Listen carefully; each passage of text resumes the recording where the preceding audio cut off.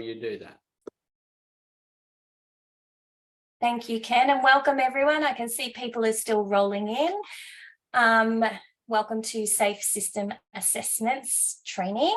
I would like to acknowledge the Wurundjeri people of the Kulin Nation. That's the land that I sit on today to listen and contribute to this webinar, or contribute as much as I can, but paying full respects to elders past, present and emerging, and of course all the elders of all the lands that you all watch this webinar today. And also, I guess, a warm shout out to any Aboriginal or Torres Strait Islander peoples on this webinar today as well. So everyone, welcome, thank you. And welcome to Ken. Ken Beer will be running through the session today. Of course, lucky it's not me. I'm sure you're all happy about that. But thanks for joining. Obviously, you're here because you have received my emails, and I'm glad everyone is here and waiting and excited to listen to what Ken has to say. Thanks, Ken. Thanks, Loretta. And we are recording the session, and I'll pop in there a little content warning. We do show some road crash scenes, nothing overly graphic. I just want to flag that we're trying to learn what went wrong and what we can do to prevent crashes in the future and lessen the severity of crashes. So we do look into that. If that could disturb you, I just wanted to flag that now. As I say, nothing overly graphic though. Now, Loretta, how do we actually do things in this webinar version of Zoom? How do people contribute? Yeah, good question. Thanks, Ken. So there's a couple of different ways. So we really want to encourage you to interact in the session. So please ask questions. I will do my best to track them. So there's two different ways. You can use the chat function. You can use the Q&A function. So whichever way you feel more comfortable in asking the question. With the chat, I might add, you can either send the chat directly to the hosts, myself and Ken, or you can send it out to everyone so everyone can see the question. Q&A is directly to me, so that's fine, and then I'll relay the questions back. And you can raise your hand as well. So if, for instance, you really wanted to say something, just raise your hand and we'll point you out and we'll ask you to go ahead on that. It is a webinar though, so everyone is, we can't hear you and we can't see you. So please note, we can't see you.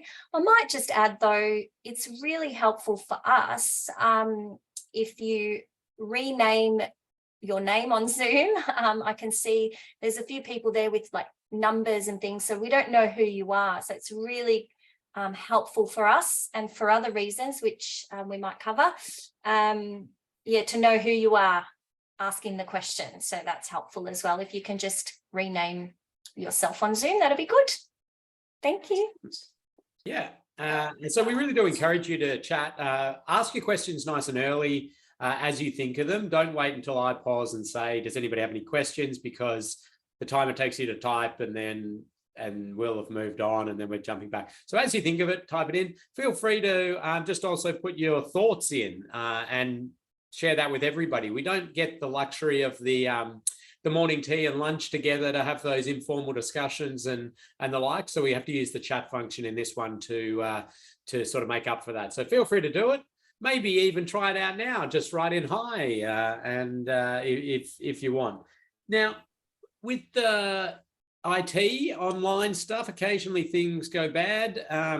So all you need to do is log out and log back in. It usually fixes everything. But if not, we do record all the sessions. So if you do miss it for some reason, you'll be able to rewatch the recording. I'll come back to that. So it looks like somebody managed to say hi. No, yeah, okay, they're coming through. It was Loretta that said hi. It was me. I thought I'd get the ball rolling. Yeah. Now we have a learning management system. You have to access this learning management system to pass this course. Loretta's going to take you through this at the end, so we won't spend time on it now, but I'll just say, if you don't have access to this. If you haven't received that email from Safe System Solutions with access to the learning management system, you have to get that to get through this course. So we'll come back to that at the end. Now, Max McArdle and myself will be running this course. It'll predominantly be me. I put Max in there. He's contributed to the development of the content of this course and may run one of the sessions. But those I don't know, good to meet you. My name's Ken Beer. I'm the Principal Engineer at Safe System Solutions. Before that, I was in the Victorian Government, Victorian Road Authority, Vic Roads, in a variety of different roles, mainly associated with the technical engineering side of things, road safety engineering and the like. Max is the engineering operations manager, previously project development lead at Safe System Solutions, also ex-Vic Roads. And Loretta's been doing all the work behind the scenes, getting things organized, sending you invites. You would have got emails. So Loretta is your go-to for anything in terms of the admin, management, logistics of the course. So all you simply need to do is reply to the email that got you to this stage. And it's training@safesystemsolutions.com.au. Any questions you have associated with that. My details are down here. If you've got technical questions, you can either send them to training and they'll relay them on to me, but you can get in contact with me at any point. Did I miss anything there, Loretta? I think you've covered everything. Now, what on earth is this, Loretta? A little wombat with a little hat, actually. But this little wombat you will see, so just for all the participants to know that you will see the wombat symbol, whose name is Wally the wombat, throughout the session, throughout the presentation. And the key here is, of course, to try and keep you, interactive and keep you engaged in what's going on, what Ken's talking about, but you need to count them. So please count how many Wally the wombats you see, and there will be a question in the quiz and maybe a prize. Okay. So that's, yes, count your Wally the wombats. This is not included as one of them. Wally count is 0 at the moment. But we know how tempting it is to do those emails on the side and to, do that roundabout design or write that ministerial briefing that you're late on or whatever it is. But just as one of the many things we do to keep you engaged in the content, you got to count those Wallies. They will appear randomly throughout the session, and you'll have to keep a track of those. So get a little notepad and pen and just make sure you're noting down how many times you see them. At the moment, 0. You haven't seen an official Wally yet. All right, we're going to give you prizes as well. We're going to give you prizes if you answer the questions that I ask. If you ask great questions through the chat, we have some case studies for volunteer. People will ask for volunteers. If you do that, you can get a prize. And before the session, we're going to have Loretta or Marissa or somebody ask some trivia questions. I thought that was going to be you, Ken. You're good at trivia. I'm happy to do trivia. I always love doing trivia. So somebody will be asking some trivia questions. 3 minutes or so before official kickoff. Incentivize you to get in early. Now, Loretta, how do we get prizes to people? Because it's what, digital prizes or what? Like magic, it'll appear on their desk. No, so I'll keep track throughout the session. I'll keep track of who wins a prize, and that's why I mentioned earlier to try and keep your name accurate in the Zoom chat.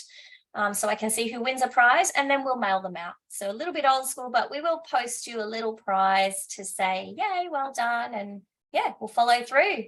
That's it. So all the prizes you win over the sessions will be posted to you along with a physical copy of your certificate. And that comes through at the end. So get involved. Now, we are setting a competency benchmark. In fact, we have to set a competency benchmark on this. A lot of the jurisdictions accept this course as an official Safe System Assessment course or Safe System Assessors course. So we have some competency requirements. So in order to pass this course and gain your certificate, you need to attend 4 out of the 5 live webinars. And as I mentioned, we record. So if you have to miss one, you can view that. I mean, you'll view that recording. Now, if life just goes absolutely chaotic and you can't attend a second one, get in contact with Loretta and have a chat about that. We need you to complete all the tasks that we put to you. And our competency benchmark sits at 80% pass mark for the quizzes at the end of the sessions and the assignments. You have a couple of actual assignments that are marked by our experienced safe system assessors. Now that sounds pretty daunting, 80%, but don't get too stressed because everything is going to be covered in the content that I'm going to run through. And also you can see here, we offer one-on-one coaching. So if you are struggling, you get in contact with us, contact Loretta, say, I'd just like a bit of coaching, or I'd like to talk to somebody about this specific thing, and we will organize a Zoom meeting, a Teams meeting, a phone call, and you can talk this through with somebody. You can also just email your question through and somebody will get back with some detailed answers. So we're here to support you to build your competency up to that mark. Yeah, if you are committed to this process, we're very confident we can get you to have enough knowledge to get that 80% pass mark. Did I miss anything there, Loretta? No, pretty good. Covered it all. Thanks. So I'm going to get started, I think, in some content here. I want to set a bit of a scene before I jump into the normal content. But if you have any questions about the admin logistics of the running of the course, chuck them in the chat. Loretta will be behind the scenes having a look at that, probably be able to answer those, but we'll jump in. Also, as I mentioned, put any questions you've got into the chat or the Q&A. Loretta will stop me at different points and relay those on. And I'll be asking you questions, and there's prizes available. So I think I'm going to get into it. Okay. Just moving a few things around here. Okay. So I just wanted to set a bit of a scene, a bit of context here, because a lot of people have heard of road safety audits in road transport projects as a way that we, I suppose, check for and inject road safety into different projects. And it's a very, I suppose, well-known process. Road safety audits been around for about 30 years in Australia, and it's quite well known and accepted. The other thing that we've been doing for a very, very long time is what we call a design review or a design check, which is where you get somebody else to look at your road design. Maybe you're designing a new roundabout or a set of traffic lights, and you do it, you hand it over to your colleague who does an independent, they're not completely independent from it, they know a bit about it, but they're just checking your calculations, checking you didn't miss anything, right? There's some overlap there between audits and design reviews, but there's things that happen in both and sit outside it. A safe system assessment, which is what we're going to be going through over these modules, is a process that covers off some of what road safety audits do, some of the design review stuff, but has other stuff in there that looks at different aspects of road safety and also presents information in a very specific way. Safety and design, a lot of you would have heard about, but safety and design is, the way safety and design has played out in industry is more associated with occupational health and safety aspects. Can something be built safely? Can it be maintained safely? Can it be decommissioned safely? Is in there a lot. There are bits of overlap, but yeah, it's a slightly different entity. And then some of you are probably aware of a DDA audit. Loretta, I'm going to give a prize out very early on here for the person who can tell me what DDA stands for. Okay, but a DDA audit. So type it into the chat. First one to get it in there right. We've got got a few come through already. Disability Discrimination Act, Joseph, on the board. They've come through. They're coming through. You've got to be quick in this game, don't you? But well done to all those people who are getting it in correctly. Well done. Yeah, the Disability Discrimination Act. So in Australia, the Act requires that we are building public infrastructure and private infrastructure often in a way that everybody with different abilities can access the infrastructure. So things like tactile ground surface indicators for people with vision impairment, ensuring ramp grades are appropriate for people in wheelchairs. There is some overlap in all of these. Now, I was just sort of setting the scene there. This course is all about this one, but I always feel it's important just to clarify, yes, there's overlap between these, but they all have their own sort of specific bits. It'd be nice to do sort of one big assessment that covers a lot of these things rather than these multiple reports, but they have their own purpose. Each of them does. Okay, so what we need to do to start out our Safe System Assessor journey is to make sure we're all on the same page with the fundamentals of the safe system approach to road safety. Because what we're doing in a safe system assessment is checking how well a road or a proposed upgrade to a road aligns with safe system principles. To do that, you have to have a solid foundation on what safe system principles are. Now, some of you will have heard about the safe system many times. Some of you will be experts in the safe system. Some of you will not have heard that term in this context ever before. So I'm going to go through the basics, and this module is about making sure we're all on the same page there.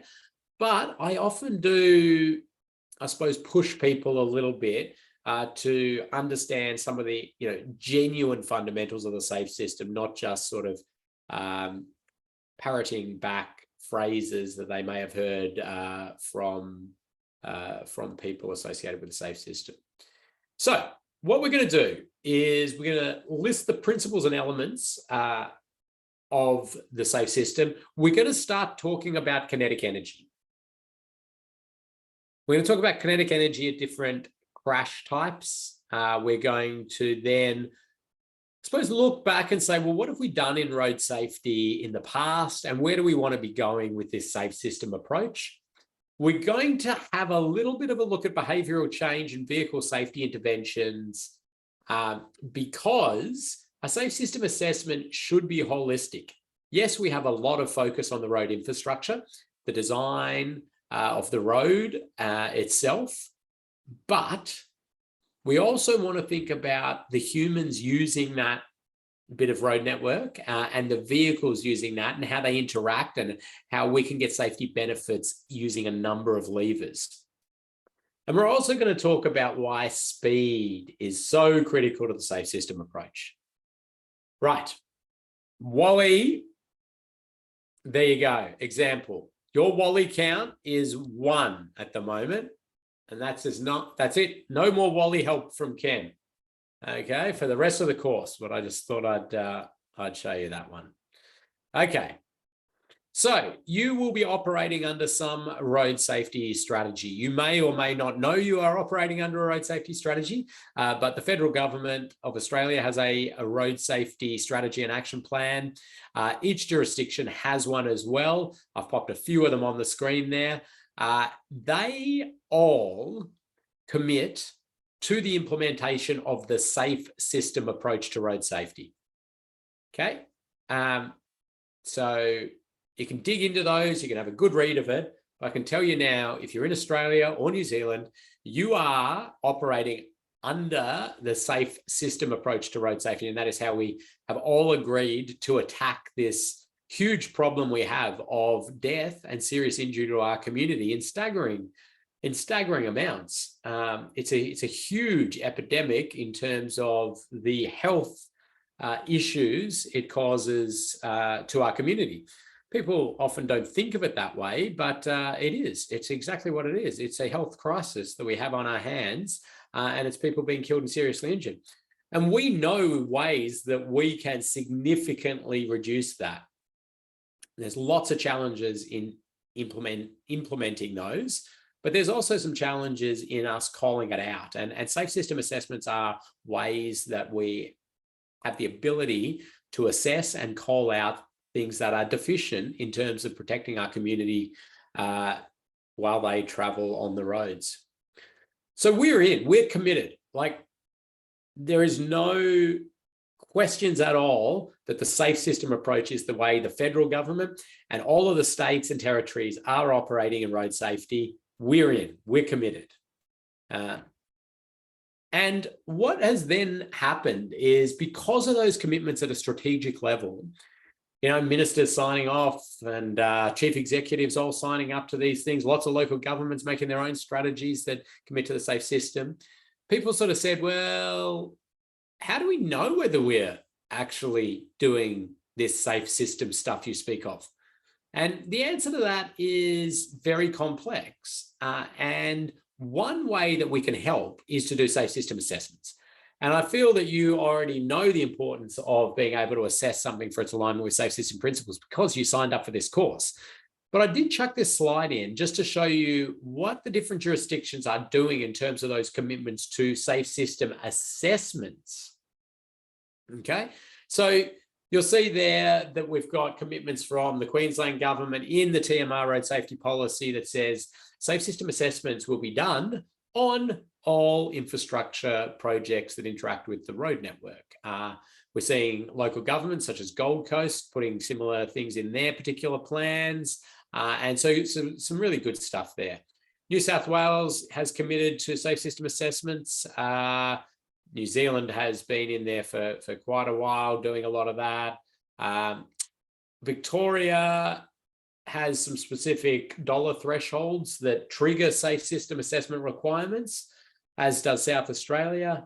And Northern Territory, ACT, Tasmania are all doing bits and pieces. Western Australia's got a whole different thing going on. In fact, probably draw a line down here and just push them out that way, because they really kind of operate in like a different country in a whole lot of things associated with road safety. I'm not judging that. I'm just saying that it's very different. Now, the safe system. I keep talking about this thing, the safe system.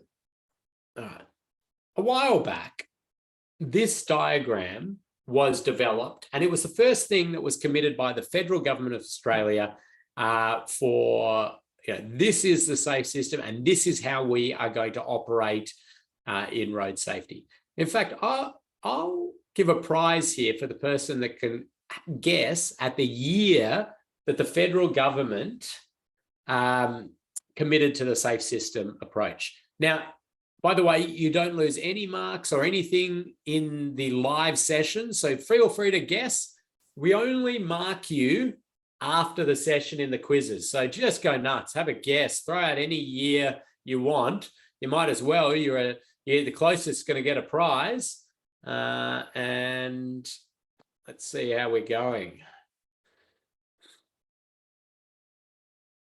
Quite a few come through. Right.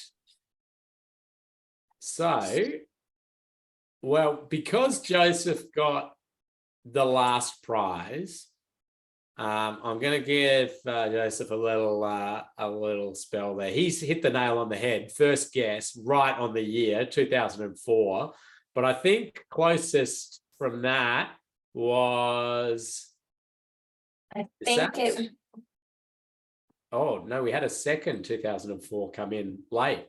I'll leave that to Loretta to ponder. Oh, tricky. Yep. Here's my handball over of that to All you. right. I might be generous and give 2 prizes. Okay. Look at that. I suppose people are wondering what these prizes are too, but that's a bit of a mystery. We like that to be a mystery. I noticed a water bottle and a pair of socks going out the other day. I wonder what else you've got hidden up your sleeve there. It's all a mystery. It is all a mystery. But 2004, as was mentioned there, I mean, that's a long time ago that the federal government committed to this idea of the safe system. And it does take a while for any public policy commitments like that to filter through to actual operational practice. That's probably a little longer than I'd like to see. But anyway, I was working in the Victorian government at the time. I was working on a number of Austroads working groups for some of this stuff. And this diagram was produced, right? And it was really fascinating. So we were in Sydney. This was back before when, you had an Austroads meeting. You flew to Sydney for it. Like there's no Teams, there's no Zoom, like anything like that. You fly there, you get in the room. And anyway, so this diagram was put up on screen. And then it was interesting because what we saw there was at the center of the safe system diagram in 2004, human tolerance to physical force. Right, we're saying how much force can the human body take before it breaks? Before we injure and kill the human. That's an interesting thing to put at the center of a road design, road infrastructure operational philosophy, isn't it? Then around that, you can see we've got safe speeds, vehicles, roads and roadsides, some levers we can pull to try to improve safety. And that was it, right? The circle was drawn around that. Now, all these things around the outside weren't there at that point in time. And somebody in the group said, I think you've forgotten a pretty important thing here, and that's the road user. They have to be safe. They have to operate safely. And that immediately divided the room, right? We had one camp saying, no, humans are going to make mistakes, right? They are inevitably going to fail. They're going to fall asleep. They're going to drink drive. They're going to, take risks on the road. They're going to drop their coffee in their lap. They're going to turn around looking at the kid who's throwing up in the back. They're going to have a spider crawl out of the what do you call that thing? The visor. There are just infinite ways failure is going to happen, right? So what we need to do is create this impenetrable system that means that when that failure happens, it doesn't result in death and serious injury. Then the other camp was saying, that's insane. We can't possibly create a system that if we have people doing those activities, people need to take responsibility. They're the ones in control. Safety is these people's responsibility. And so they put this little square around this box and they said, alert and compliant road users. They said, okay, well, we'll put that there as this sort of underpinning thing. And that's what ended up progressing forward. And yeah, they chucked a few other little, things that inject in. Don't worry too much about those. And things sort of progressed. But it didn't take long for the states and others to say that is a fail. But that is a failure of the idea of the safe system. And so we saw then all these other diagrams start to get produced of how this safe system goes about, because we're saying that, as I said there, the idea is that humans are going to make mistakes, okay? And we need to start to create systems that cater for those errors. It's part of being human. We fail, we make mistakes. Our job as road designers, engineers, managers of the system, policymakers, whatever it is, those involved in the design of the system need to design for humans, okay? Not design for some machine that never makes mistakes. Maybe off, 50 years in the future, we might be a bit more in that space, but we're designing for humans now. So we saw lots of different diagrams emerge and lots of things, lots of circles. I'll use this one just for this course, but I could equally use many of the other ones. But you see there that this diagram has many similar characteristics, but it's slightly different in the way it thinks about things. What we've got here is that absolute acknowledgement that humans are going to make mistakes. People will make mistakes. It is fundamental to our thinking to understand that. this shared responsibility, and now that's one that's probably, it's getting a bit of heat at the moment in terms of discussion in industry around whether it's appropriate or not to talk about shared responsibility in this way. The original intent of shared, excuse me, shared responsibility was to say that system designers, us, basically, I consider everybody on this webinar a system designer in one way or another. No, I'm not talking about road designers necessarily. They are system designers, but I'm talking about anybody in that space of having influence in road infrastructure or road policy or vehicle policy or the like. We are system designers. We have a responsibility regardless of what activity, what behaviors the users of our system are exhibiting. Our responsibility is to design for that. Design so that doesn't result in members of our community being killed or seriously injured. Now, that's confronting and that's infuriating sometimes, but that's reality. Like, the easiest thing you could possibly do in road safety is just blame the road user for their stupidity, for the crash that's caused death and serious injury, and walk away. What do we achieve from that? Nothing. And the fact of the matter is that that behavior is just happening all over the place. What we need to do is really look at that without blame and simply say, how do we alter our system so either this doesn't happen again, or if it does happen again, it doesn't result in death or serious injury. And the way we can do that is start to think about the biomechanics of injury of the human body, the kinetic energy, the force that we can handle before we break. And that is now a key design parameter for our road network. Okay, so if you're a road designer, for example, you're very comfortable, I'm sure, with your flood levels, 1 in 100-year flood, or your lighting levels, your V4 lux level you got to get for the intersection or whatever, these sort of things you have to achieve. Well, I'm going to throw in then that now you have to achieve biomechanics of injury, kinetic energy levels for these different crash types. Now, that might sound a bit confusing to you at the moment. I'm going to explain this to you over the next 3 modules in a lot of detail, but we have to think about how much force happens at these crashes. And we have to design so those forces aren't so much that humans are going to be killed or seriously injured. We have levers, though, that we can pull. And those, the roads and roadsides, that's where we have a lot of sway. Interacting with that very much is the speed. We have the vehicles, and we need to understand what the vehicles are doing. We do have some ability to influence vehicle safety features. We probably don't have as much in our day-to-day operations usually, but we have some sway. And we can still do a little bit. We can get a little bit of better improvement out of road users. It's tough. It's tough to get more safety out of road users. I say that it's actually not. You can genetically engineer people to be very good and very compliant, but that comes up with all sorts of other societal changes and things we don't accept.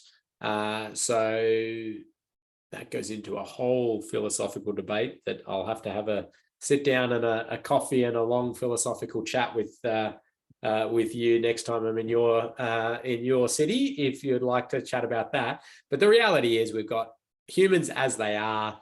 They don't change much. We can get some change, we can get some improvements, but it's hard to do, and we need to acknowledge how humans are.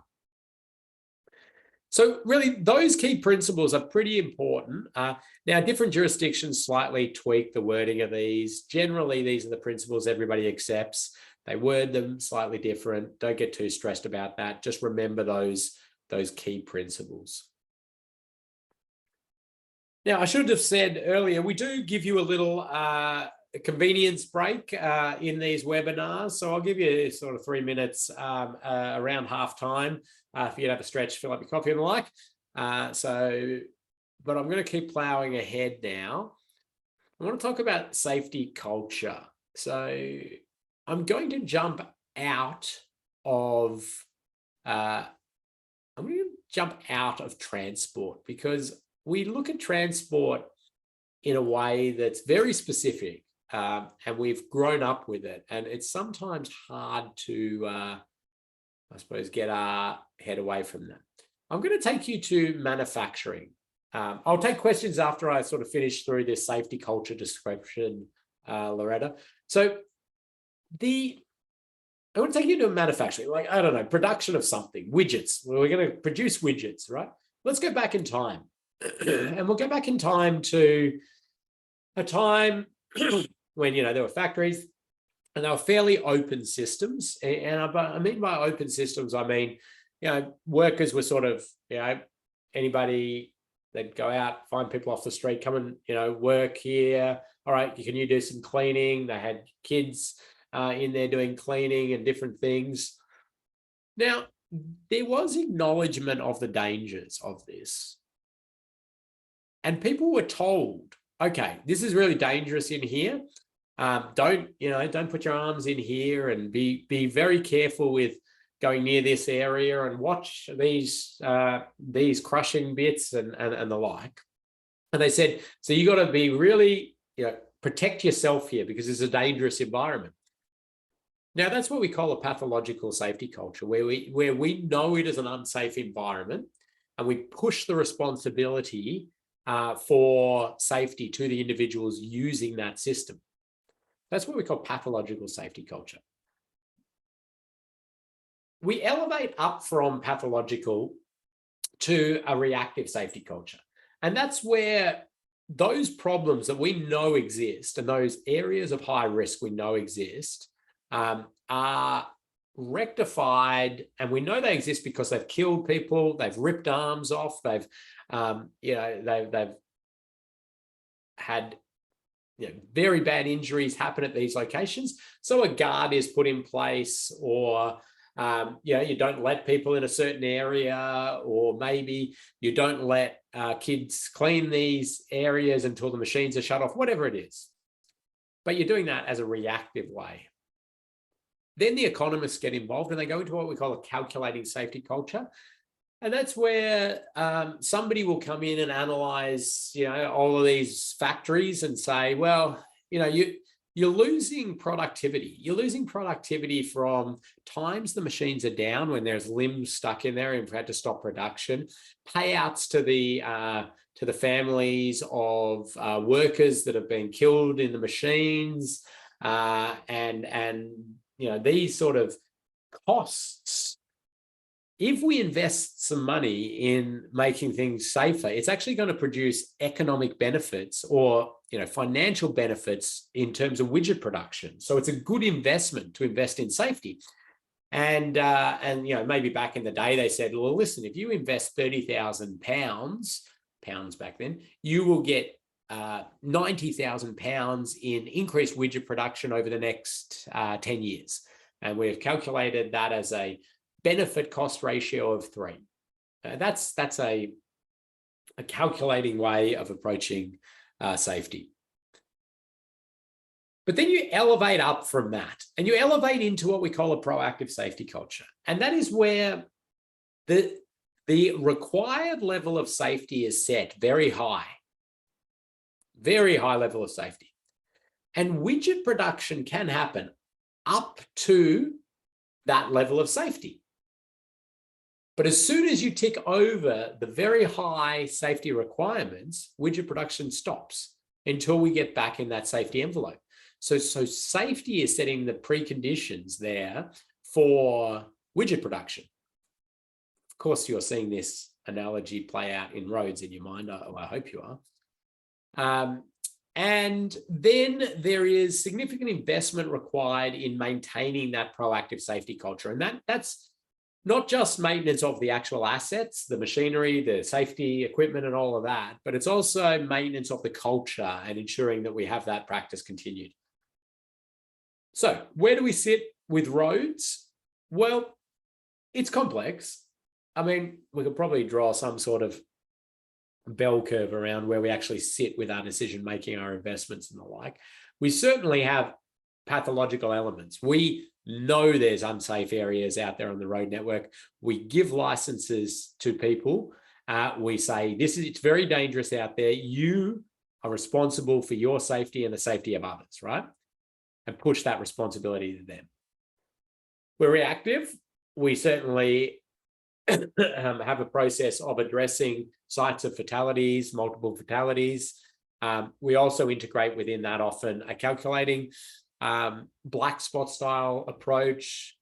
Transport economics is a huge industry there of calculating the best investment and safety mixed into that. We do see proactive things coming along. I think one of the earliest sort of vivid proactive safety things on a large scale in Australia was the implementation of school speed zones.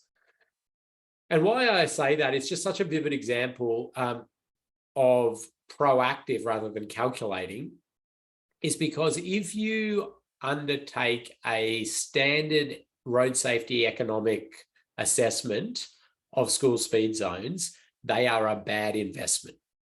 Okay. The reason for that is not enough kids are killed and seriously injured. So if you look at a pure economist's way of looking at this, you basically do this calculation and it goes, okay, we've got all these schools, right?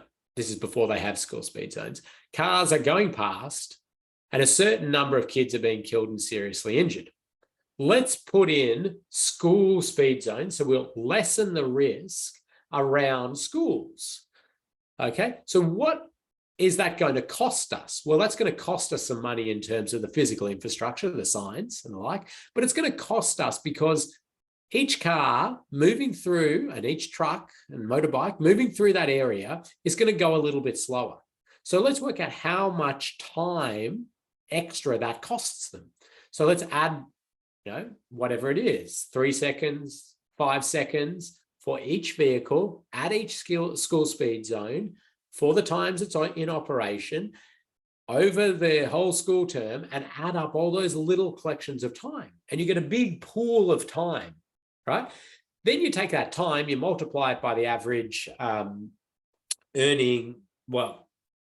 economic earning power, generalized, or whatever the Bureau of Transport Economics talks about. It's about $88 an hour, I think, overall.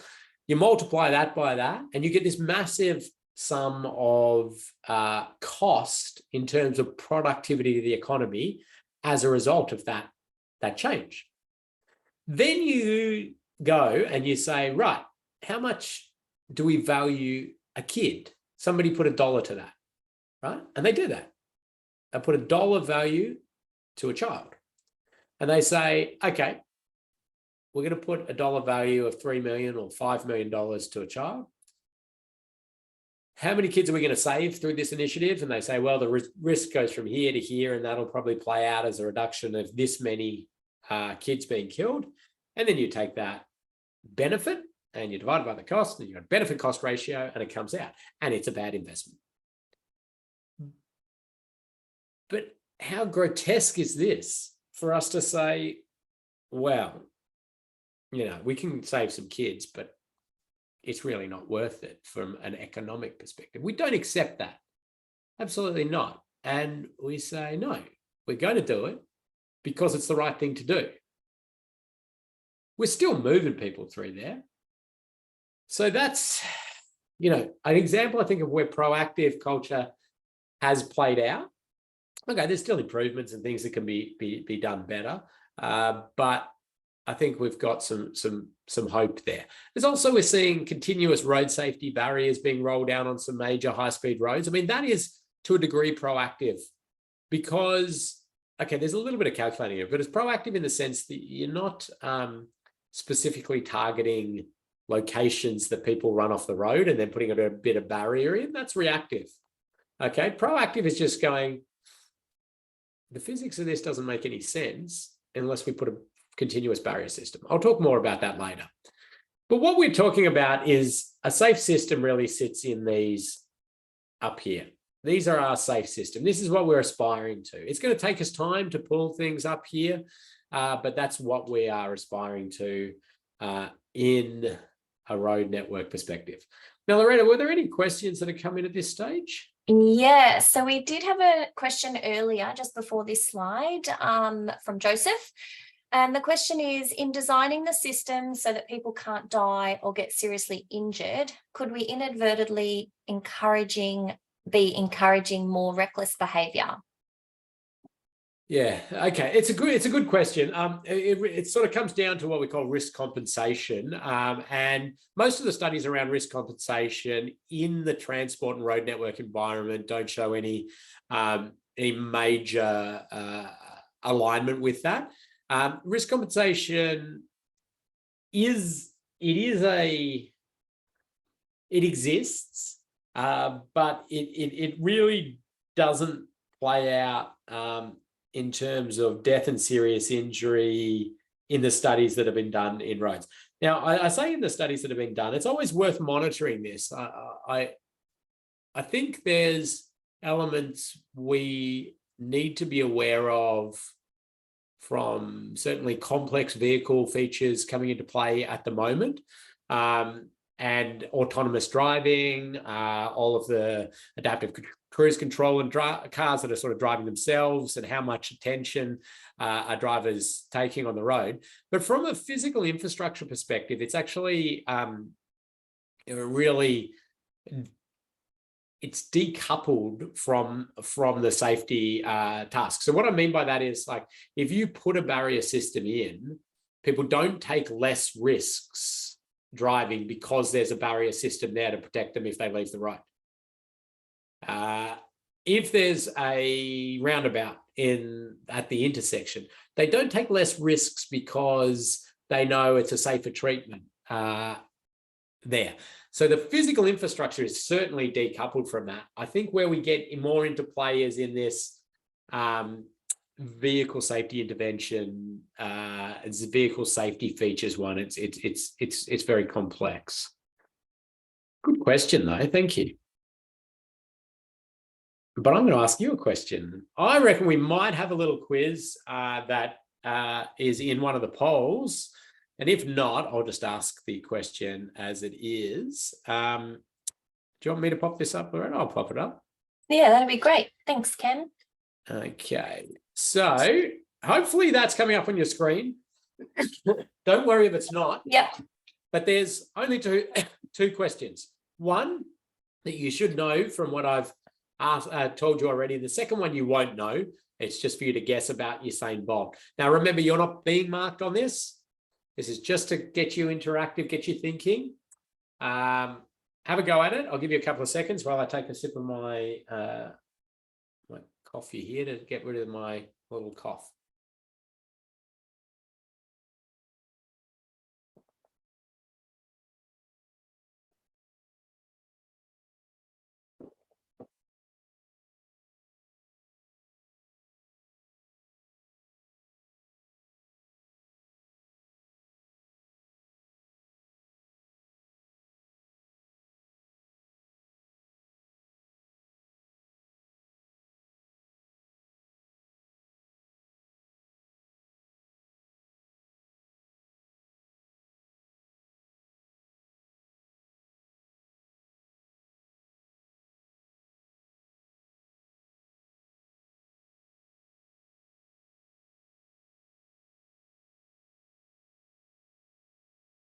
Okay, seeing lots of people popping things in there. That's great. We'll give you a few more seconds on this.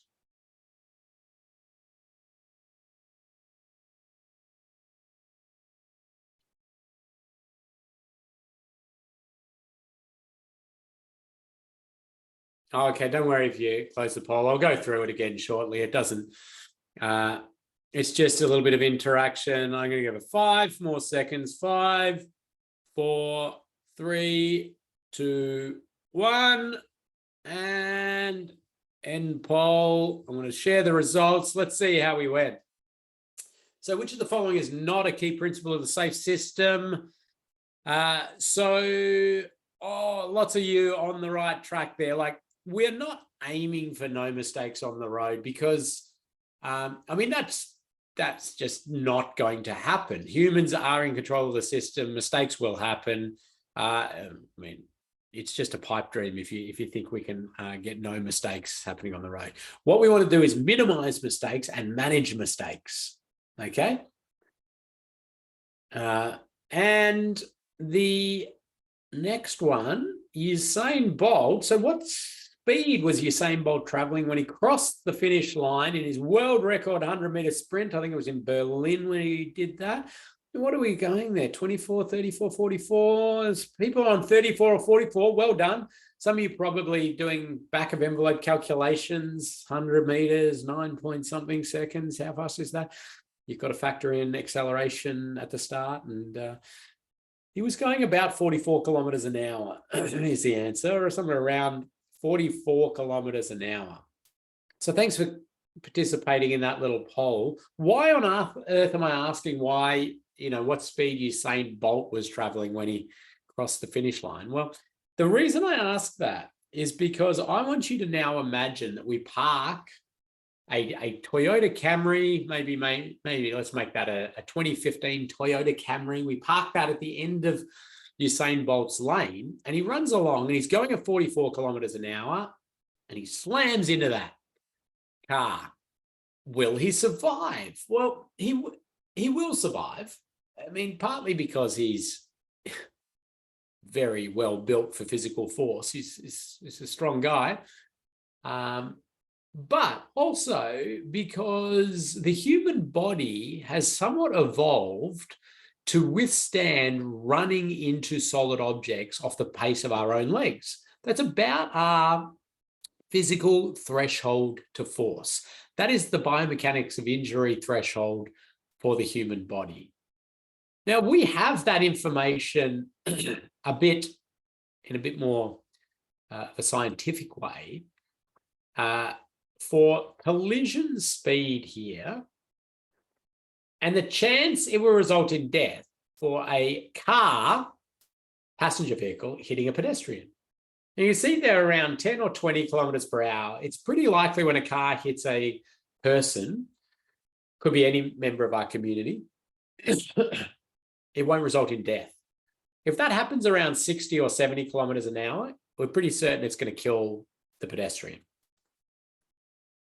The great man himself there comes in a little bit higher up the curve, but remember that curve is for the entire population.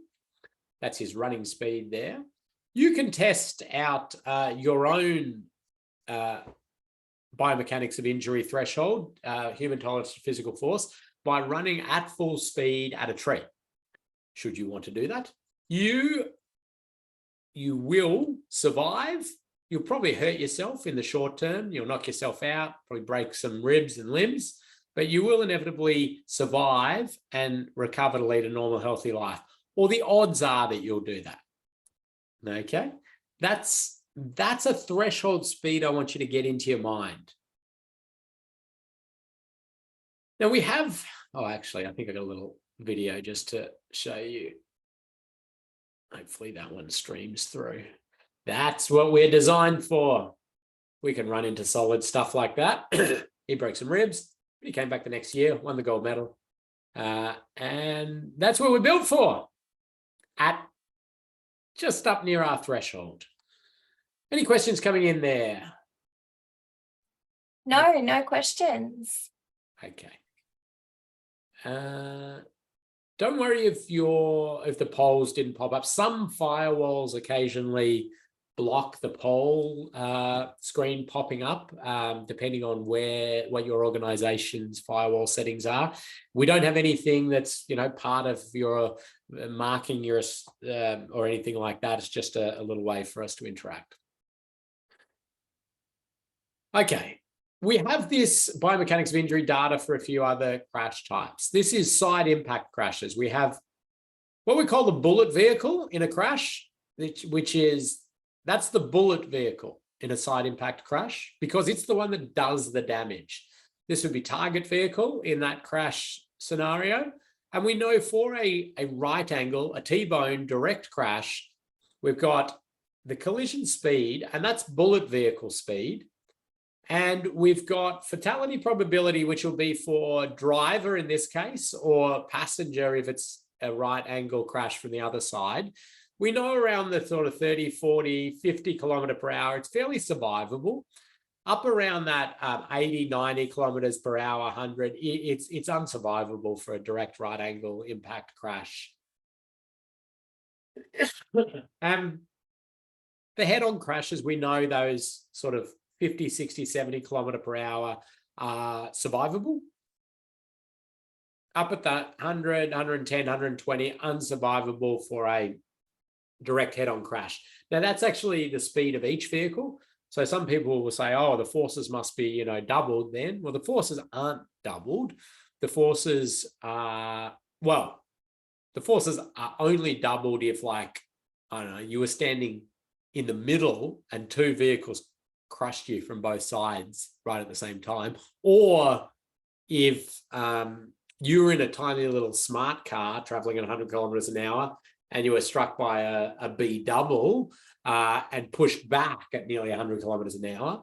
But the physics of this, because we're thinking about the deceleration of the individual driver or passenger, and they will go from 70 kilometers an hour, 100 kilometers, whatever they're traveling, to zero, assuming same mass, same speed in a direct head-on impact, which hardly ever happens. Like, you hardly ever get a direct head-on impact like that. It's usually slightly offset and all hell breaks loose. But we'll talk a little bit more about that later.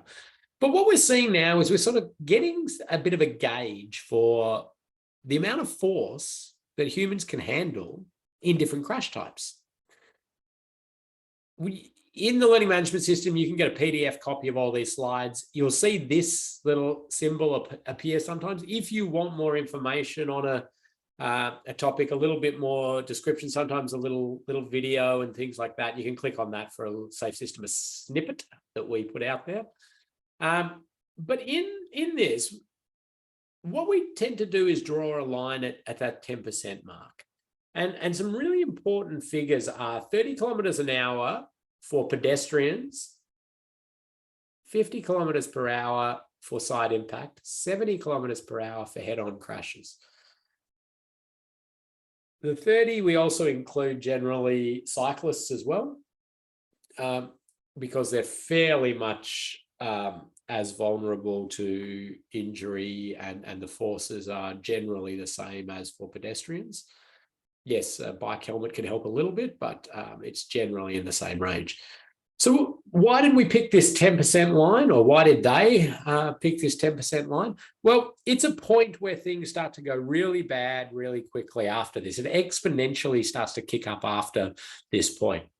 Small increases in speeds after these points have very significant impacts in death and serious injury in our community. And so that was sort of a point that was chosen. We, do continue to sort of look to the left of these lines, but for now, it's a pretty good gauge of that's about the point where we're trying to get things to. But there's a lot more crashes out there and a lot more, I suppose, things that we're going to need to be factoring in as we do this. But I'm going to jump ahead to module 4, where we start to get into the real mechanics and scoring of crash forces. And I use this diagram, which we produced and is in the Austroads guide to, it's actually in the guide to road safety audit, but don't worry about that. You'll see here that we've got lots of different crash types: pedestrian versus a heavy vehicle, head-on crashes with heavy vehicles and the like, and speeds. And you can see this gradient line. You can see numbers here. To do a safe system assessment, we put numbers to stuff. So you start to be able to get an idea of what a number would be for a particular crash type. So this will be something you'll be referring back to give you a little bit of general indication only. You need professional judgment on this, and I'll continue to feed you information and knowledge about that. I'm going to do a couple more slides and give you a little activity to do. I'm going to give you 5 minutes to do the activity, but also have your little rest break as well. Okay. This diagram pops up in road safety a lot, and it's the bane of my existence. It irks me, this diagram. And it's not because it's wrong. It's because of what it leads to. So let me explain it. It comes out of crash causation studies. So a crash causation study is looking for root cause of crashes, doing very in-depth investigations, collecting 5,000 crashes, doing particular analysis of them, discovering what went wrong and why things went wrong. And they've been doing this since the 1950s, right? And they always come back with about the same. And it always comes out around driver error or road user error. This study in 2003 was about drivers, but driver error is about 90% of the cause of crashes. It pretty much always comes out of that. Human failure, 90% of crashes. The roads and particular, very specific deficiencies have caused crashes. Vehicle malfunction has caused a small amount of crashes. There's interaction between those. That's pretty much the way it is. Why do I dislike this diagram so much? Because people get this diagram and then they go, well, I know how to fix road safety then. We're going to target this. We're going to target this, aren't we? It's the biggest cause. We've found the cause. Let's fix the cause. That is the hardest thing in our system to change. It is the least sustainable thing in our system to change. I'm not saying we ignore it, and I'm going to give you some insights into how we can get improvements, but gee, it's and when I say it's the least sustainable, because we keep getting new ones of these entering the system, right? Yeah, here we go. Start again. There's also just the fact that this is how people are wired. Young males take risks. That is part of their DNA, their biology. It's going to happen, right? We need to stop thinking we can magically address this. I mean, the fact that they've been doing these studies since the 60s and it's pretty much never changed, that driver error is like 90% of the issue, gives an indication that we need to start rethinking about this, okay? I'm not saying this is wrong. Great studies, brilliant academics coming up with this stuff. But we need to start saying, okay, death and serious injury has resulted. Our system failed. Of course, the human failed. Why wasn't our system designed to cater for that? To either stop the vehicle early, manage the energy in that crash, or make it so that that vehicle couldn't get in that crash in the first place. Now, Austroads came up with this diagram and they had these extra bubbles, which I've probably got to get rid of in this presentation. I'll put them in there to be true because it's from Austroads. They had driver excess and driver inexperience and sitting and some things saying that, well, they're just so far outside the system that, we can't factor for it. To a degree, I can understand that. I was part of a project team for Austroads on recidivist high-end offenders. So people who just they do really inappropriate things on the road network and then they redo them. They keep doing it over and over again, despite locking them up or massive fines or these sort of things. So what is that? I mean, the takeaway out of that study is people drive the way they live. So it's actually far deeper than just a particular road safety problem. It is a societal challenge, and those people have a lot of things going on in their lives which are not good, including their behaviors on the roads. Nonetheless, I still say that they are just system failures. Like, our system is not catering for that, and it has to. And within that, like human error in the transport system, what I was talking about there are down the bottom here, deliberate violators, okay? Deliberate violators is an interesting category, and I personally believe needs to be attacked in a far different way to the bulk of road trauma that exists out there. Okay. So if we draw a line here and we say, okay, we've got slips, lapses, mistakes, and unintentional violations happening on the road network, and those things account for somewhere around 70 to 75% of death and serious injury on the road network. So this is our sort of 25 to 30%. But this is what people fixate on often. The media does not help us, okay? The reality is that it is the bulk of death and serious injury on our road networks, people generally going about their business and making human mistakes or doing human-related things. Now, if you want to get into the very specific definitions of what's above the line, what's below the line here, there's a big, juicy Centre for Automotive Safety Research at the University of Adelaide report done for Austroads. Nice 300-page report to read, which goes into a lot of this detail. But basically, you can say people just going about their usual business above the line are getting killed and seriously injured. It's not a deliberate act to, drive 100 kilometers an hour through residential streets or drive the wrong way down the freeway or these, infuriating things that you see happen. To me, they're absolutely different in road safety. A lot of the stuff we're going to do for things above the line help below the line as well, but there's some pretty challenging things to work through in deliberate violators. But for us, if you go in a mindset that is road safety and that's the problem in road safety below the line,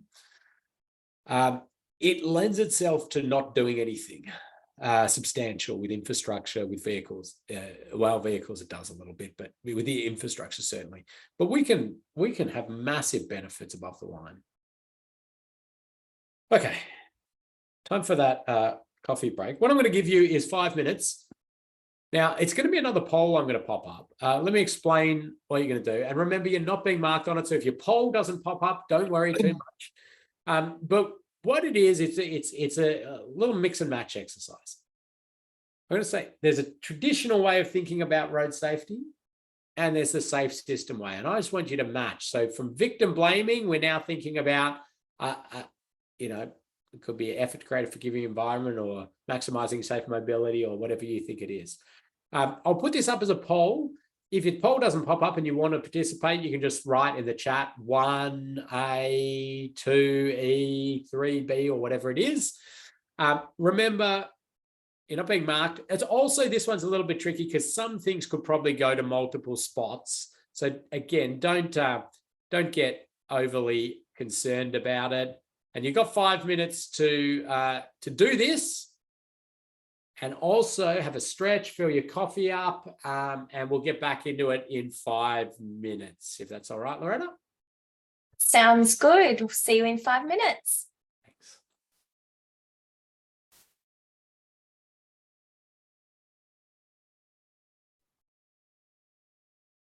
All right, Loretta, I think I better get back into it. I've got another 3 hours of content left to cram into an hour. So, oh no, less than an hour. Yeah.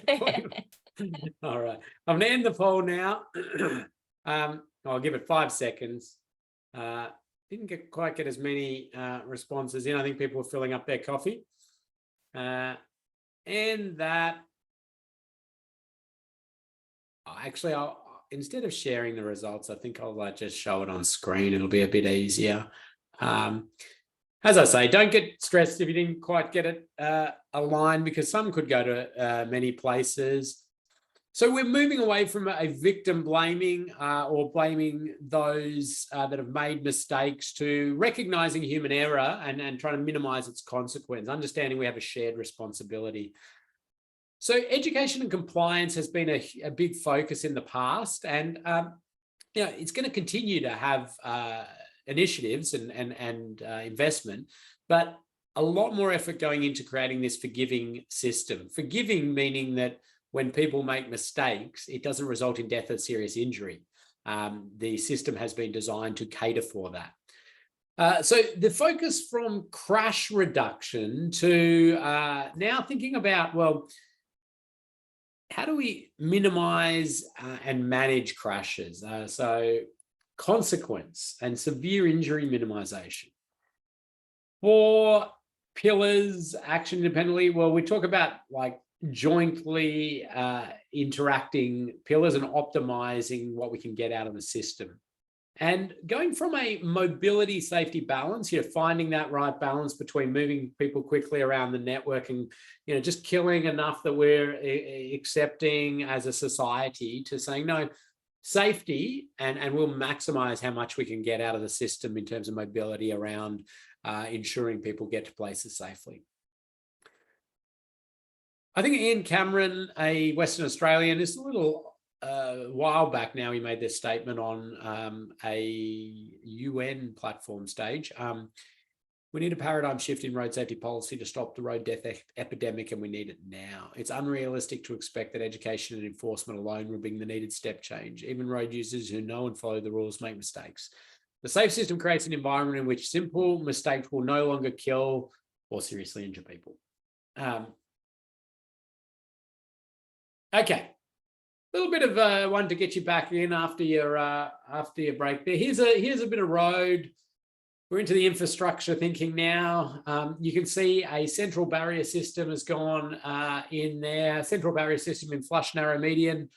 It's a wire rope system, and there's a picture of it. There's a bit more of it you can see. Now you don't know a lot about this this road, but just from your thoughts or your experience or what you predict, to get this barrier down the middle of the road in this configuration there are a lot of hurdles for the project development, planning, design team to get through. And they were really challenging, a lot of them. It took a long time. Now, how about you just pop into the chat some of the things you think were big challenges to get this central barrier system down the middle of the road from that planning, development, design team. Chuck them into the chat. Let's see what you come up with. Any ideas? What were the challenges? So, okay, there's Drew's straight off there with vegetation removal. This is good. So I'll give you a second.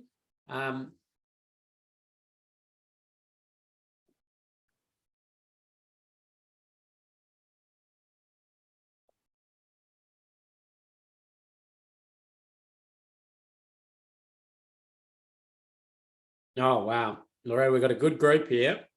Very good answers. Yeah.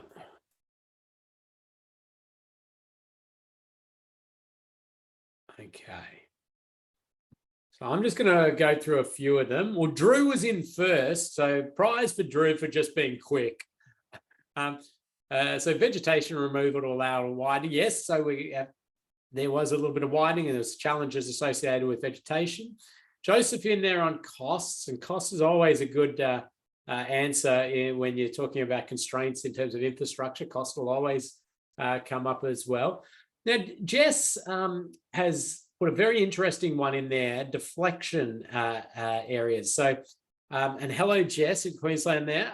Deflection areas, I'm going to give a prize there because that's not understanding a little bit about barrier function and how barriers operate, and that they will deflect, and they'll deflect into potentially oncoming lanes.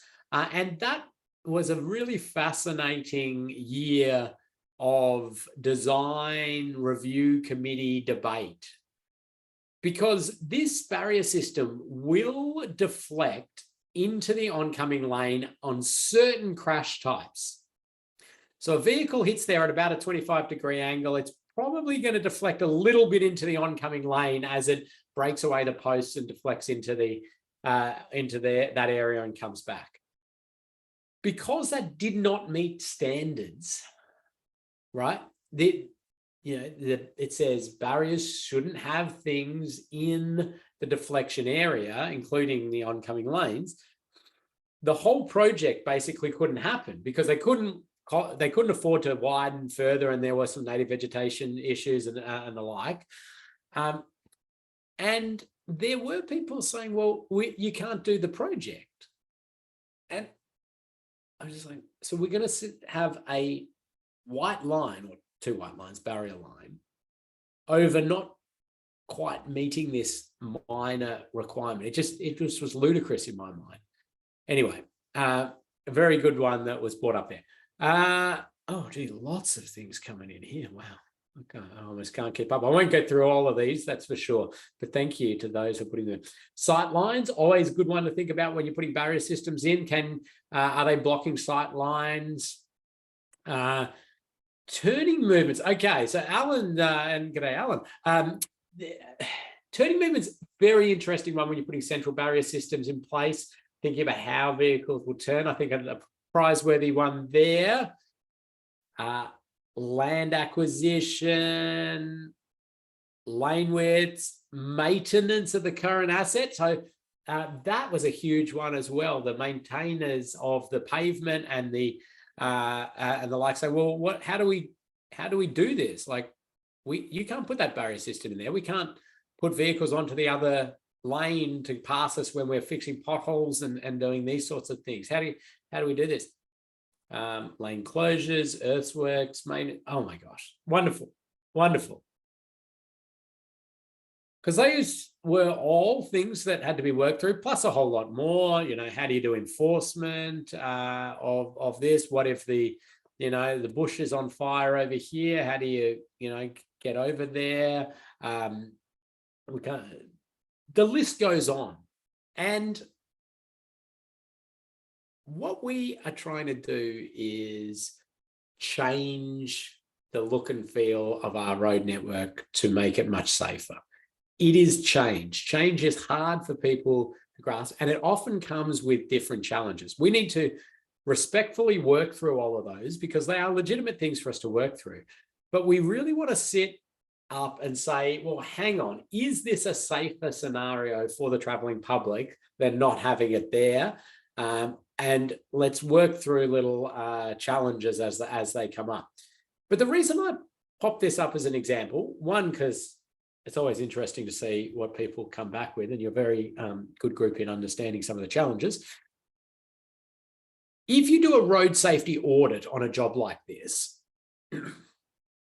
all you'll get is a big list of those risks that you've presented and some others.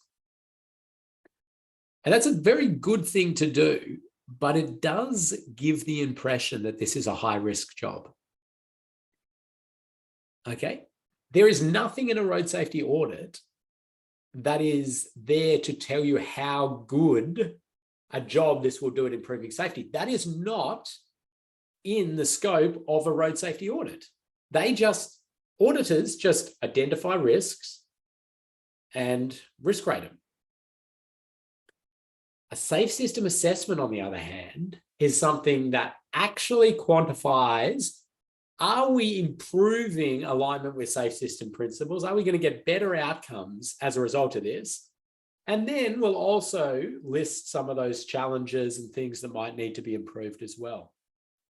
And so I think back when this job was done, if safe system assessments existed as they do today, I think this job would have been in place a lot quicker because it would have very clearly, front in your face, said, this is going to have a massive reduction in risk overall for almost all road users. Okay. And that's in your face. And then there will be some issues to work through, which may involve tweaks of the design.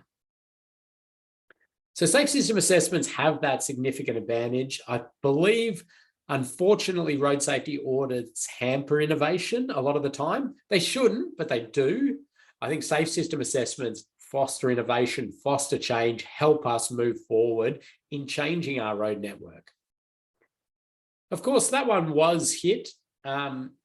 It was hit not long after it was implemented. amazingly, the people involved got in contact with the regional office, and I just wanted to thank the engineer who put it in place, or the team that put it in place, because they believed it saved their life. And they were smart enough, that regional office, to get their comms team to contact that person. And they made a little video, which we put into the learning management system. So have a look at that little video. And it's quite a powerful message there on Safe System.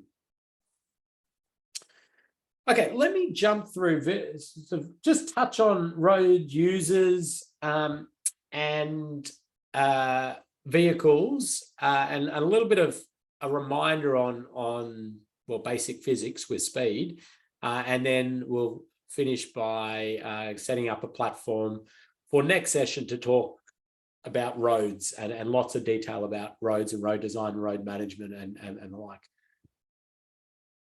There is and in my earlier explanation around Safe System, I was very much saying, humans are so hard to change, right? It's not impossible though, and we can get improvements, and we will continue to invest in this. I'm just going to give you a little bit of information on what we know from research and evidence works in road safety around road users and road user behavior. But I still put a big caution on thinking that this will get us any substantial step change in road safety. It can do some work, but we need to fundamentally alter our whole system. Education, encouragement, enforcement, and the way you let people into the system with licensing and the like.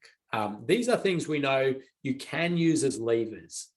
Education, I mean, this is across the board, not just road safety. Education really works really well on little people, little humans. Kids are very receptive to our road safety messages. They will take them. They act as little Trojan horses to take those messages back to their parents. You know, you instill everybody in a car must wear a seatbelt. They'll call their parents out for not wearing seatbelts. These sort of things you can certainly do. As we get to that point of young drivers, there are highest risk road users. There are things we know we can do to improve, but none of it involves anything on a high-speed racetrack. And in fact, that's one of the most well-researched road safety things around the world. Advanced driver training courses increase death and serious injury. Young drivers get out there, they learn advanced skid, getting out of skids, high-speed braking. Their confidence level significantly increases, their risk-taking behavior significantly increases, and the new skills they've got give them a tiny little reduction in risk. But it is just absolutely swamped by their increased risk-taking behavior. So anything that involves high speed, just horrible initiative. There are education packages and driver training that can have some benefit. It can be done on the public road network at normal speeds. There's no need to do anything at high speed.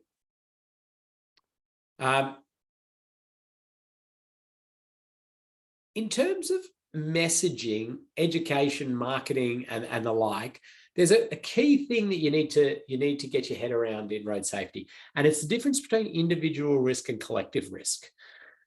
And I use this sort of example to explain it. I could use a whole lot of different ones, but this is very elegant marketing by the Transport Accident Commission in Victoria here about mobile phone use. Because if you say to this individual, hey, if you text and drive, there's more chance you'll be killed or seriously injured when you're driving. The driver will say to themselves, probably subconsciously, nah, I don't believe that. No, not me, I'm a good driver. Or, no, I only text when it's safe to do so. I mean, texting for 10 years and, I've never had a crash. That's what will naturally be happening. And the reality is, he's not wrong. The risk at an individual's level of being killed or seriously injured by texting and driving is minuscule, right? But that is not what we are working at. We are working at the collective risk, which is the addition of every single person texting and driving across Victoria or Australia or New South Wales or Queensland or whatever it is. And you add up all those minuscule risks and they become a substantial risk, right? That is the collective risk of texting and driving. But the problem we've often had and we still continue to have this in messaging road safety, is to talk to an individual like they are a collective. We say, don't text and drive because you will be killed or seriously injured. And they do not believe us, and nor should they.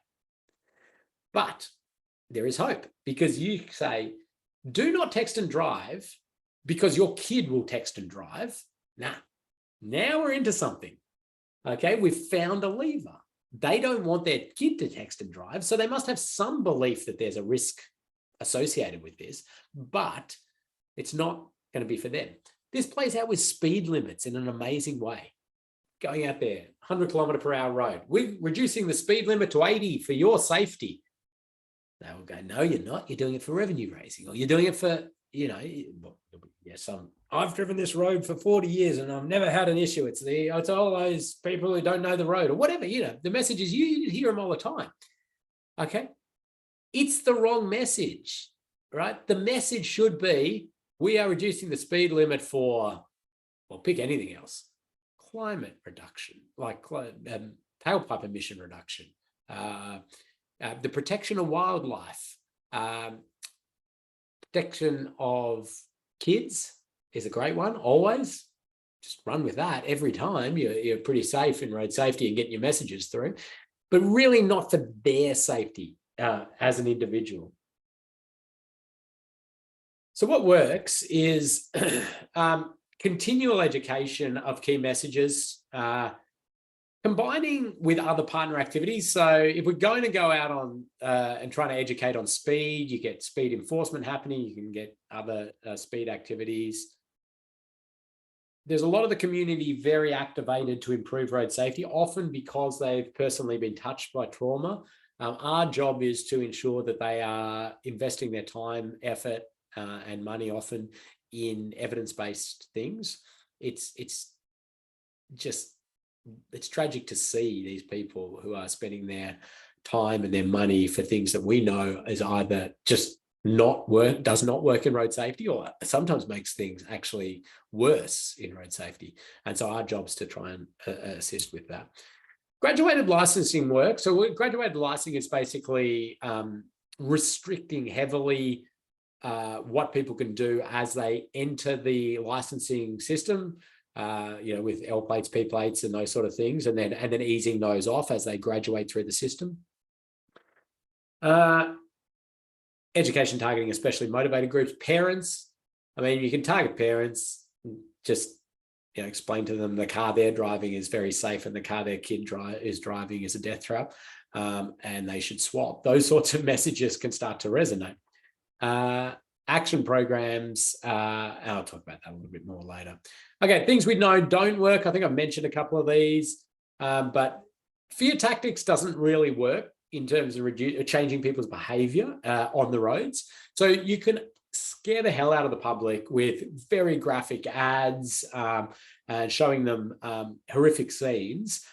That doesn't actually, so the studies show that impacts on the safest people in the community, and they get very disturbed and they stop driving, and they're very affected by that. They were the safest anyway.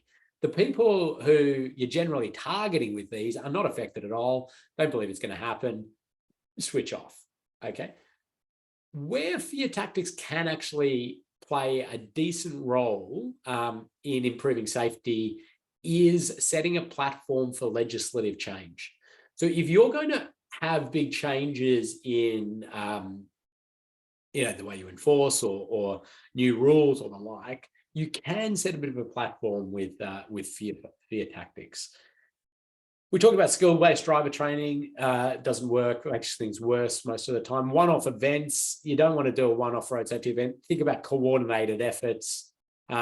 Nothing in driver simulator space at this stage has any good evidence around it. I mean, papers appear Sometimes you dig into where that's coming from. Well, it's the people selling the driver simulators. So you want some independent, genuine research and analysis around that before you're investing in anything there. Car racing, go-karting clubs is just the same as skill-based driver training, basically. So again, information only is a bit like fear tactics. It doesn't actually change driver behavior. Telling people how many people have been killed on a route or in a local government area doesn't really change their driving behavior. It can be appropriate for sledding platforms for legislative change or physical infrastructure changes or the like. But if you want to actually change people's behavior, that's not really a way to do it. Now, this diagram's used a lot. It just shows you, well, these are raw numbers of deaths and serious injury, L plate into early Ps, P plate, and then full license. We know that L plates drivers, so learners with supervising drivers, there's very low numbers of deaths and serious injuries. You can do that by both raw numbers, but also by vehicle kilometers traveled if you want. As soon as they are driving by themselves, the risk goes off the charts, and then it goes down and then sort of plateaus out around after sort of 8 years. That's interesting on a number of levels, and it sort of is justification for a lot of the graduated licensing system interventions, like, no passengers or no nighttime driving in these early years where we know there's more risk. It also is a little reminder that the skills a driver has is not the issue, okay? Drivers down here, well, they're far more experienced and skilled than drivers here. These people have no skills, no experience, but they're safer.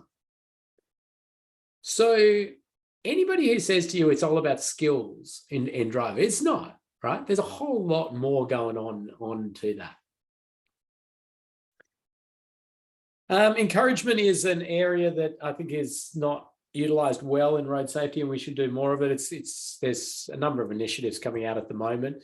Incentivising campaigns, basically you pay people to drive safely. There is some evidence to show that we can get some success out of that. It's done through the mechanism of free license if you have no demerit points and the like. We know there's some things that we can get improvements on. Advertising and marketing a specific behavior. So, well, that one, the specific behavior is basically don't just say drive safely. Like, that's meaningless. Say target what you want. Take a break every 2 hours of driving, or specific behaviors. And then, how people remember things is very interesting. Very hard to actually make a link often between recall and action and behavior change. Comedy is very effective for our biggest target market in road safety, which is young males. Very effective in recall. People remember it, and the like. We're trying to alter the culture of road safety from that blame and it's the individual and it's all those hooligans out there that are the big cause of road safety, to say, well, actually, this is a system problem. We've fundamentally got an unsafe system and we need a cultural change together. So you're seeing more of this type of marketing out there, talking about other people make mistakes. So not trying to say, hey, you need to improve your driving. It's others are going to make mistakes, so we should slow down and try to cater for those. Talking about human tolerance to physical force is a hard one to talk to the community. Some of you might have met Graham. Graham's a life-size sculpture that travels around the country, actually. It was just in Victoria, but goes out a little bit further now, to try to say, well, this is what you need to look like if you wanted to survive the forces that are common on our road network. Scarily human-looking thing. Google Graham road safety if you want to watch some videos on that. Now, enforcement is a sort of underpinner in road safety. It's not the be-all and end-all, and the police absolutely agree with that. And they say, no, we need huge system improvements. We're just here to sort of help keep things in check. Strategic enforcement efforts due to lack of, resources. You've got to be fairly targeted with what you do. And you want to think about a good balance between specific and general deterrence. So specific deterrence is, I've been caught at this location before, I will not do that activity. General deterrence is, I could be caught at any of these locations and I will not do that activity. So it's slight, visual presence is good. And it's probably one of the things, if you want to get immediate reductions in road safety, albeit it's a little bit of a reduction, heavy visual presence can have an effect. It has what we call a halo effect, meaning that when a driver sees a police officer or an enforcement activity, there is a certain halo of area where they behave, and then it drops off. But the more of those halos you can get out there, the more you can have that generalized improvement.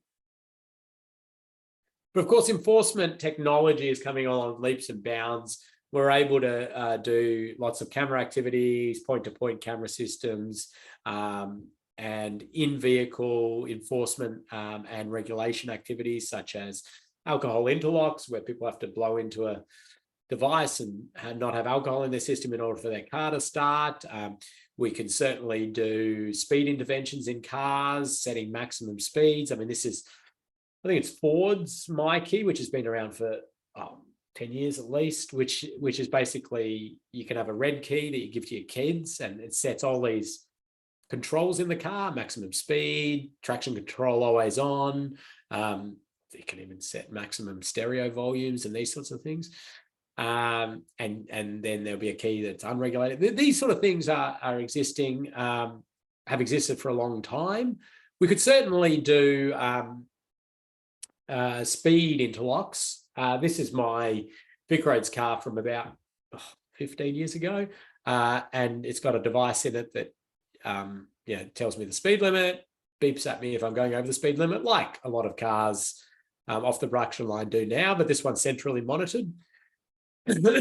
So the technology is not the issue in terms of us putting those in recidivist speed offenders vehicles and saying, well, we're going to monitor you across the entire network. We know where the speed zones are, and if you go over them, you're going to have to explain what's going on. Like, it's not a technology problem. It's a privacy lawyers and policy and the like issue for us to work through. But nonetheless, the vehicles are very exciting. I won't go through the key points there in the notes if you just want to recap on some of that. The vehicles, I mean, eventually the vehicles will put us all out of a job. And I'm just super excited for that. But it ain't coming anytime quickly. Like, there's all this excitement about, automated vehicles and all these sort of features. And they're doing a great job. But it is a time off. How far off? Hard to tell. Can't get straight answers out of anybody on that. But certainly, we know that vehicle safety features are integrating more and more. We're seeing some good stuff happening. We're seeing ANCAP, the star rating, encouraging vehicle manufacturers to get better things in place. We're seeing side impact, we're seeing pedestrian features as part of the star rating. So we're getting more and more good features, but be aware of the limitations. I'll give a quick prize out. The person who can tell me to get 5 stars on this crash test, the vehicle is slid at a pole at a certain speed, and that dummy basically has to not be killed or have an acquired brain injury or have the forces imparted on it. What speed do you think they slide that vehicle in for 5 stars? Like 100 kilometers an hour. Lots of good answers coming in here. I want to give it to the closest. Nobody's got it quite on.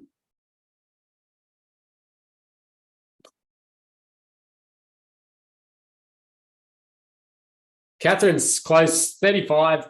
It went it went up from 29 to 32 recently. So 32 kilometers an hour side impact with the pole, as long as the dummy it doesn't get to that acquired brain injury, gets a 5-star. So it shows some of the limitations of what we're talking about with some of the vehicle safety features. That's not fast, is it? When we think about the speeds we travel around the road network with power poles, with trees, and the speeds people are leaving the road and hitting trees and power poles and point source hazards. So we've got to be aware of some of the limitations of this. As I mentioned, when is this coming? When can I relax on a beach in some tropical island because there's no road safety work to do? It's a long time away. I don't have an answer for you. I know we're going to see this integrate in. A lot of cars will give drivers the perception that they're driving, but they're not really. The car is driving and it will just take control when it wants to. And those are going to help out significantly. We've got a massive integration challenge to work through of how to get more automation into the road network with vehicles and do so safely, and it causes all sorts of other risks. Part of a safe system assessment is to think about vehicles of the future. It gets a bit pie in the sky, blue sky style thinking. It's like, oh, I'm not sure. There's a couple of questions you'll get asked in a safe system assessment about the vehicles of the future and can they read the road or the road design that you're looking at. And most of the time you don't have any good answers for it, but it's fun to think about. But as we get more information about what the vehicles of the future are looking for in a road, we can start to create road designs that are better catering for these vehicles. Luckily, most of the vehicles read the roads the way humans read the roads because that's how they were designed, because that's how the roads were designed. But it's an interesting one to play out and to think about. I'm going to stop shortly and give Loretta a bit of a chance to show you in the learning management system how to do your quiz. You can see there the videos of some of the vehicles braking, and there you go, one hit the poor little pedestrian dummy. But that's actually success because that vehicle brakes before it touches the dummy, and we're reducing the severity of the crash. So there is an incident, but we're going to see a lot of less severe incidents happen out there with vehicle automation because the vehicles will be braking at the last minute and we'll get a much less severe crash outcome. So speed, here's just a reminder. Speed and impact, so travel speed and impact speed are not a linear relationship. So look, 60 kilometers an hour, somebody steps out from behind something 45 meters up. The driver reacts, they need a bit of time to work out what is going on, process that information, lift their foot up, and they need to brake. And at 45 meters out, they're going to just touch that pedestrian, probably like that vehicle did there. Let's go up 10 kilometers an hour. 70 kilometers an hour, we're seeing the reaction time, and then they hit at 46 kilometers an hour, right? Not just 10 kilometers an hour more, 46 kilometers an hour more. It is not a linear relationship. Okay, our vehicle automation's getting better in reducing reaction time because, you know, that's great. Humans are getting worse at reaction time because there's far more exciting things to do in a car these days than watch the road, such as phones and all sorts of things. So we're at a population level, we're struggling on reaction time, but in general, it sort of plays out in a reasonable way. When we look at a speed crash risk curve, for fatalities, we have a fourth power relationship between fatal crashes and speed change. We have a third power relationship for serious injuries and speed change. So if that doesn't make sense to you maths-wise, I mean, basically saying small changes in speed have really big impacts on the highest level severity crashes and the less severe. And in fact, like a second power relationship exists for all crashes, like all sort of other minor crashes as well. So if we can get small changes in speed, we can actually have some pretty big impact on the highest end injury crashes that exist out there. Speed's controversial, speed limits particularly controversial. I've got some community sentiment data in there around speed limits. asking community, would lowering speed limits reduce crashes on the road? Well, so half the population not quite convinced about that. I mean, there is an absolute mountain of evidence to show it will. I recently did the update to the Australia Guide to Road Safety Part 3, Speed and Speed Limits. And I just started putting in tables of studies of before and after speed limit changes on roads from around Australia and around the world to show if you reduce the speed limit, you reduce death and serious injury. If you increase the speed limit, you increase death and serious injury. It's just mountains of evidence around this. But the public, we need to continue to work on that. I'll talk a bit more about this later. Most of the public has a pretty good grasp of basic physics, though. Lowering the current speed limit reduces the severity of injury when crashes occur. Well, maybe the ones who said no to that don't believe you're going to get actual speed changes as a result. But anyway, some interesting stuff in there. But we can really have a safe system based on any road environment, vehicles, and road users if you filter it through an appropriate speed. So speed is our sort of main thing we can use to create a safe transport system if we have deficiencies in other areas. I think most of you know that, but we also want to link it back to the biomechanics of injury and trying to understand, well, what is an appropriate speed? And it may be done through, speed limits or infrastructure, which I think I've got on the next slide. Yeah, like I'm not saying speed limits are the only way we can get safe travel speeds. We can do it through infrastructure, and we can do it through, vehicle stuff as well. If we explain why a speed limit's in place, it often helps us with compliance and acceptance. And vulnerable road users are generally better accepted as reasons why we've reduced speed. I see our speed limit challenges. We're getting better and better at understanding why lower speed limits in urban areas are important for not just road safety purposes, but all that active transport encouragement, health benefits, reduced noise, reduced tailpipe emissions, and the list goes on.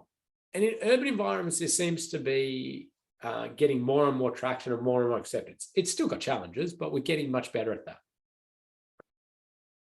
In the rural environments, I think we're going to have a big challenge. Variable speed limits, very useful. Some states in Australia far more heavily use variable speed limits that change either by time of day or by particular activity risk. And that includes like intersection speed. So if a vehicle's approaching on the side road, that you can reduce the speed limit on the main road to cater for that specific time of risk. And I think we'll see more and more of that coming in the future.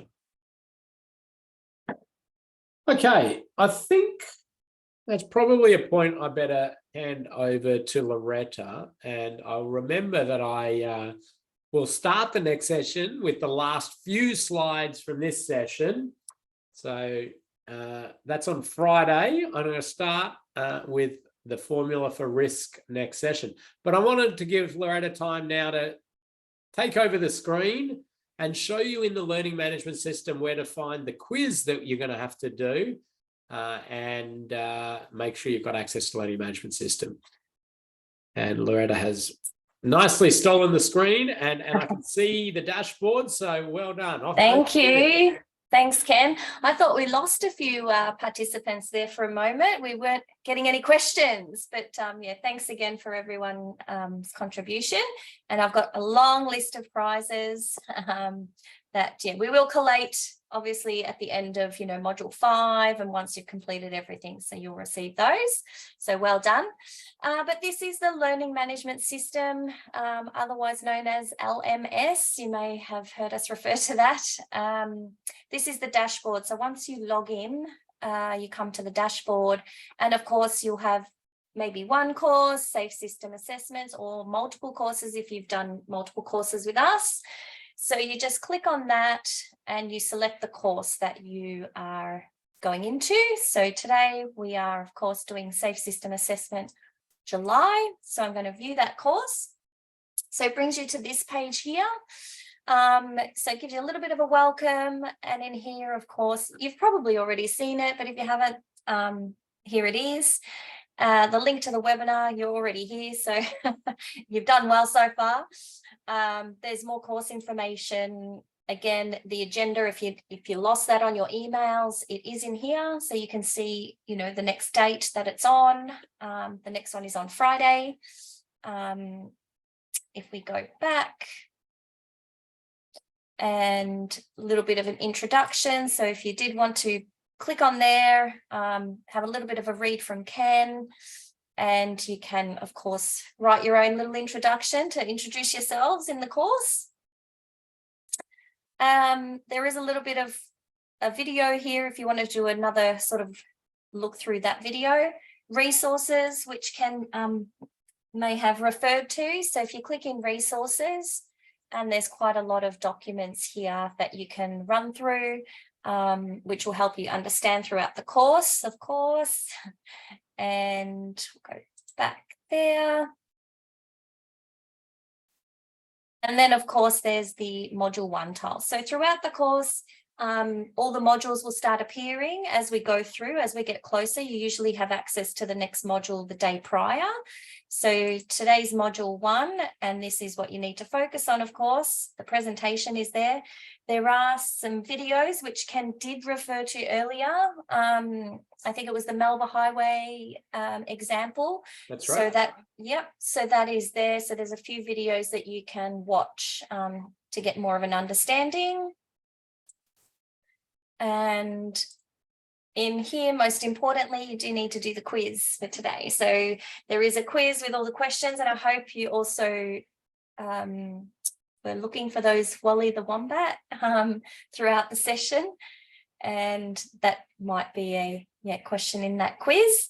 And then there's also the Mythbusters episode. So ensure that you click on the quiz and you answer the questions, and then clicking on the Mythbusters, which again is another video that you can watch there. The Mythbusters one is, you remember how I mentioned head-on crashes, and the physics is actually the individual speed. That just proves some of that physics if you're interested in getting into a bit of an understanding about that. But click on the quiz there, Loretta, just so people see. It's a multiple choice quiz.